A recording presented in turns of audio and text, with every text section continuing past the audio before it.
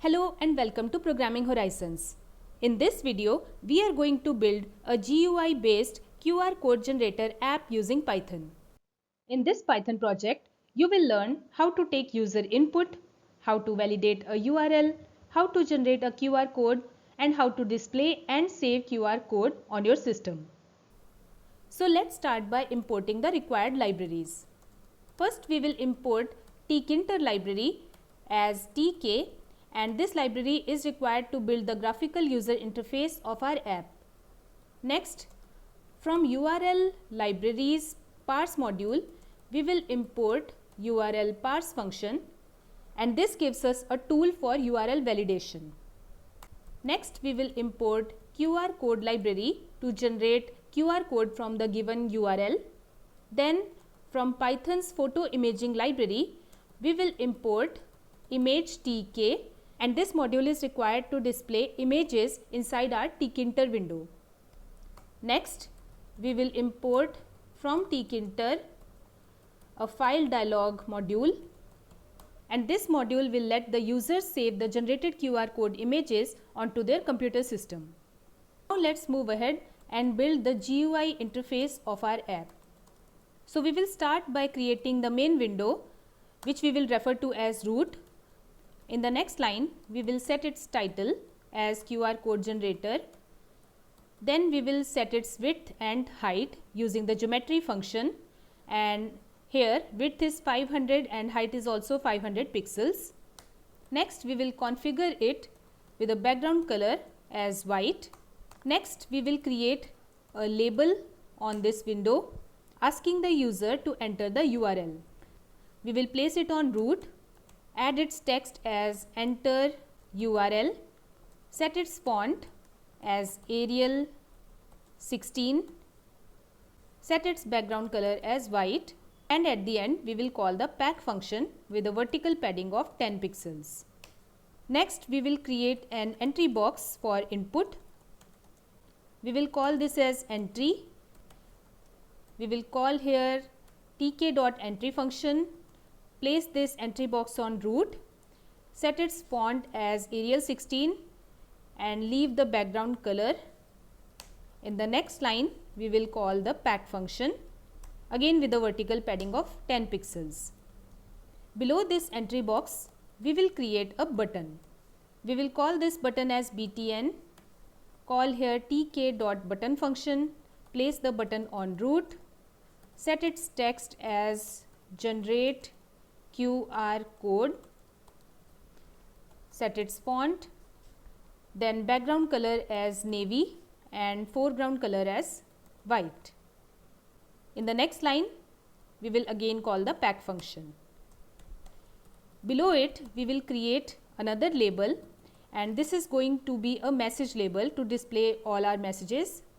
So we will refer to it as msg_lbl, that is message label. Here we will leave the text as empty, and then in the next line we will call pack function. Below it we will create a QR code display label. We will call this as qr_lbl, and here we will leave the text field. At the end, run the app by calling root.main loop. And now I am going to run the app, and here you can see, first of all, we have got this main window which we are referring to as root. We have the title here, then the label at the top, then an entry box. Below it is a button, and the two labels, message label and QR code label, are not showing here right now because we haven't set their logic. So let's code the main logic of the app. So now we will go up here and create a function to validate URL. As you know, we define a function in Python using the keyword def. Let's call this function as is_valid_URL, and we will pass here the input URL string that we will enter in the entry box. In the next line, we will create a variable called parsed URL, and we will call the URL parse function that we had imported above, and we will pass the input URL in this function. So what URL parse does is that it takes the URL that you input and splits it into scheme, netloc and path. So next we will return past url.scheme and past url.netloc. Only when both scheme and netloc are returned, then the URL is considered as valid and the condition is treated as true. Here are a few examples to explain what it means. So this line checks if the URL has a scheme name and a domain name. Only when both are present, then the URL is considered as a valid and this condition returns true. Now we will create a function to generate and display the QR code. So we will start by calling the def keyword, and here our function name is generate QR code. Inside the function, we will first get the URL from the input box or entry box, and we will strip off any leading or trailing white spaces by calling the strip function. Next, we will make sure that the URL field is not left empty by the user. So if it is empty, then we will configure the message label with a text please enter a URL, and we will display it in red color because this is a warning message, and then we will type return to exit this function.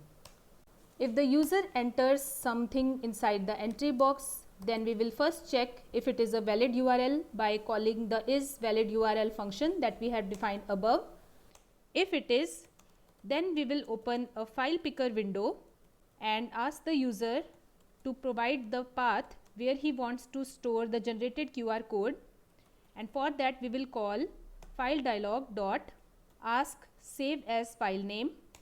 We will provide here the default extension for saving our QR code as .png and set the file types as PNG files, which is used for images only.